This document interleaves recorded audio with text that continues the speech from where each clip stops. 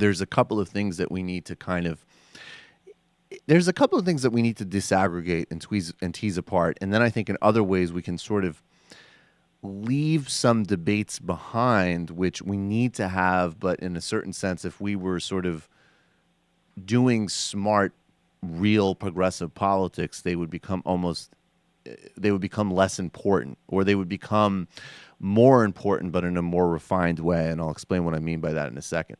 But I think there's no contradiction between saying that, look, there's no doubt that in the election of Donald Trump, and I would also say beyond Donald Trump, because I do think that the Republican Party has always represented white identity politics in the modern era to a not insignificant degree.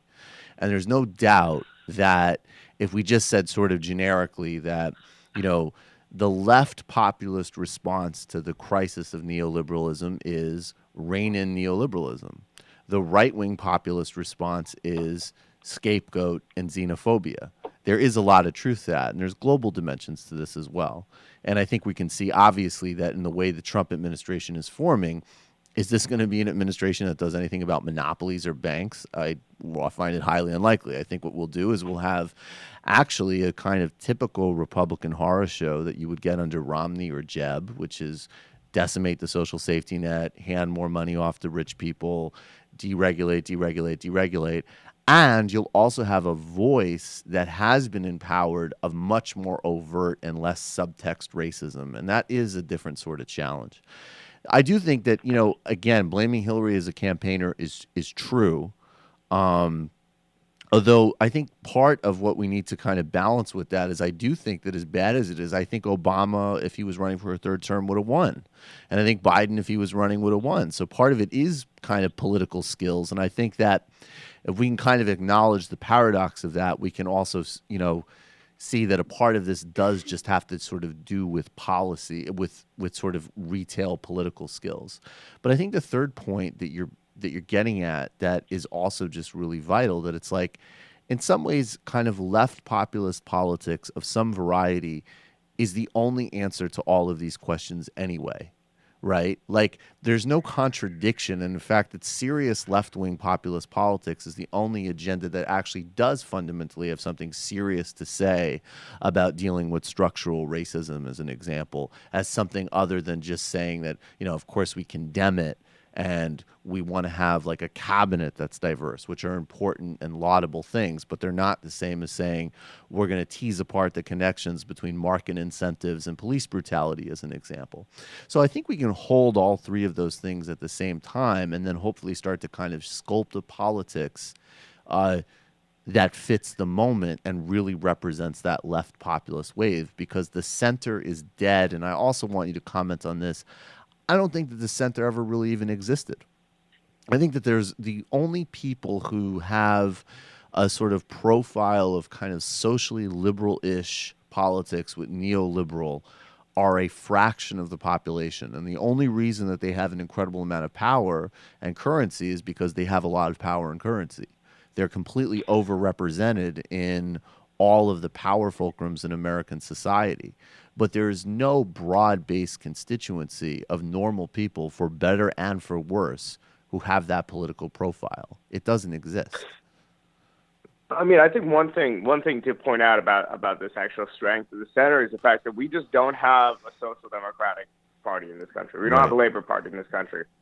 So as a result, we're going to develop a politics that's going to be on one end of, our center-left party is a party of social liberalism, which means you're going to offer kind of some degree of social protections, but primarily an economy built around increasingly deregulation and increasing corporate profits, and then hoping to maybe at best tax a little bit of that to redistribute around the margins. So in that respect, I think that, yes, there isn't a constituency beyond a small layer of academics and professional political types that actually believe in that politics as like a good mode of politics. But there is a large constituency of people who see that, in many ways, even people like us might be in it, like as a better alternative than what the Republicans offer. Yes, if definitely. we're just kind of So I think yes, I definitely agree that consciously there's not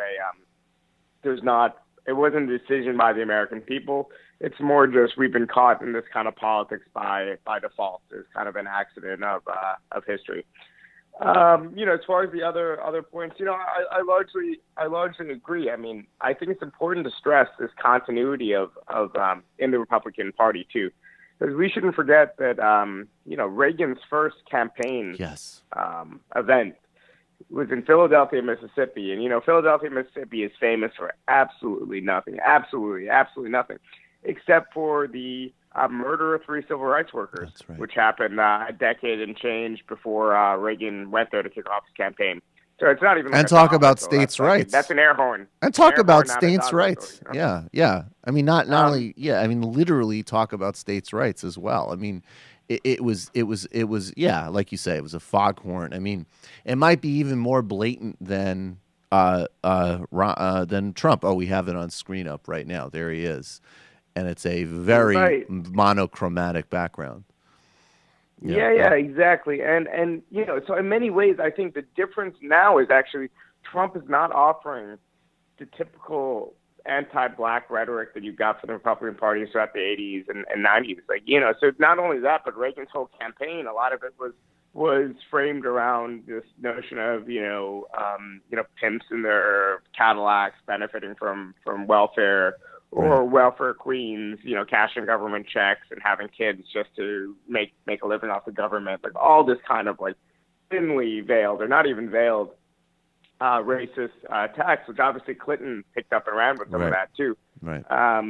But and in many ways, what I see from Trump and what I see from this new generation of Republican politicians is something a little bit far populist politician figures, something a little bit different. That's actually what worries me. So actually, just reading on the plane over, I'm in San Francisco now. So on the plane over, I was reading Adios America, which, by the way, is an awkward thing to read openly on a plane. This new Ann Coulter book. But I have to say, Bhaskar, that is, I'm like, yeah.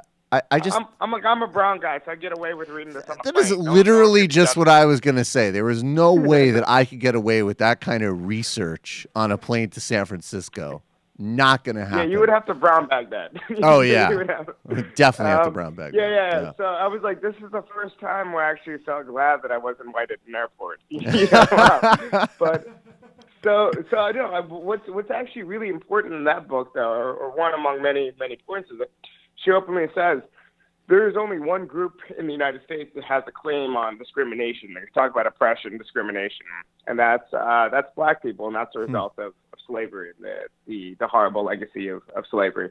So she doesn't include Native Americans, but she mentions black people. She mentions that oppression.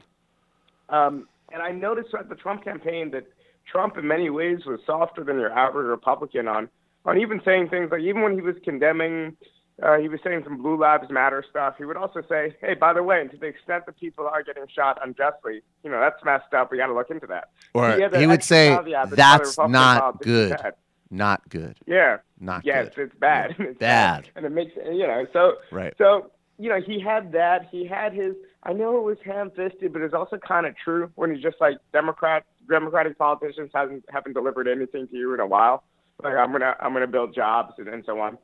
And if you actually read Steve Bannon, who's the most terrifying of all those folks, not just because of his views, but because he's actually smart. He's strategic, Yeah, so he has this line that he talks about how, all right, he really wants to build the Autobahn. You know what I mean? He's enough of a true fascist. That's kind of his model. So he wants to deficit spend. He wants to create huge jobs and infrastructure programs. He wants to build big things. And he thinks that like those kind of programs and that kind of real material impact in people's, lives will mean that, they won't win a majority of the black vote, but he thinks he could win 35, 40% of it. Right. And even if you just uptick the percentage of the black vote that Trump got another, 5, 10%, that's enough to cement the kind of right populist coalition. So that's the thing that's been keeping me up at night, the fact that Trump doesn't actually represent classic anti-black Republicanism, really, in the way Reagan did.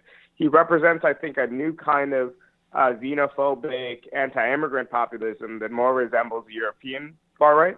Mm-hmm. And it's obviously in the process of them trying to create, what's essentially an ethno-nationalism out of American, nationalism. But I do think that he could really, if he had his shit together, he could deliver the goods, deliver something much more, sweeping than any other Republican politician could offer, and actually could build a constituency.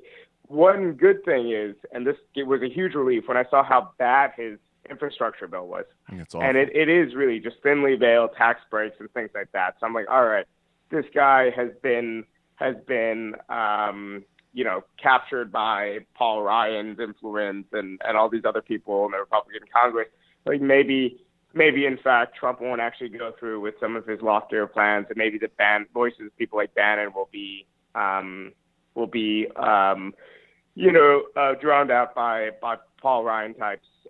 Because if they really did pursue this aggressive project of government spending and trying to rebuild kind of a right populist coalition, that would be the real danger. And the danger is, of course, that also Trump might not actually be a complete disaster of a president from a technocratic standpoint. Right. He might, in fact, just be a run-of-the-mill administrator of the American state with some weird charm or charisma, the way Rob Ford and Berlusconi had it. Right. So liberals that are afraid that everything is, he's going to push the red button and blow up the world on day one. I kind of have the opposite fear. My fear is that he would actually be decent enough to win a second term. Yeah. But hopefully, the way things are going, it doesn't seem like, in fact, he is going to do that. But who knows? We've all underestimated him many, many times over the past couple of years. Bhaskar Sunkara, smart guy. Hey, it's Sam Seder. Why don't you subscribe to this channel? You can do so right over